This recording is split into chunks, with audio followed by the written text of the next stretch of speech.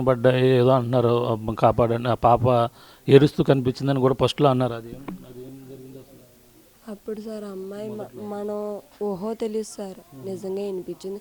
మరి మనం మనకు పోయింది అన్న బాధలో ఉంటాం కదా సార్.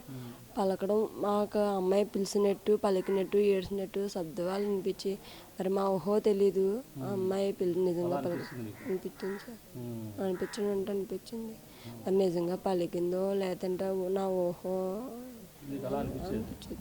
ఏమనిపించేది? పాప నిద్రలోనే మామూలుగానే కూడా అనిపిస్తుంది? ఒక్కొక్కసారి పడుకున్నప్పుడు పక్కకు వచ్చి అమ్మని పిలడాలు, దూరంగా ఉన్నప్పుడు ఏడ్డాలు, నేను పిలిస్తే పలకడాలు, కూ అంటే కూ అండాలు అనిపించింది సార్.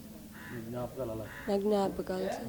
ఏమనుకుంటున్నా అంటే ఇప్పుడు ప్రధానంగా ఎవరైనా కిడ్నాప్ చేస్తుంటే వాళ్ళకి ఏం చెప్పదలుచుకుంటున్నావు? పాపను ఇచ్చేమని ఏ విధంగా కోరుతున్నావు? నా నేను ఎంతో ప్రాణంగా అనుకున్నాను సార్. ఆ అమ్మాయి లేకపోతే నేను ఉండలేను సార్. నా చిన్న అమ్మాయి కన్నా ఆ అమ్మాయి అంటే చాలా ఇష్టం సార్ నాకు కానీ మా ఆయనకి కానీ.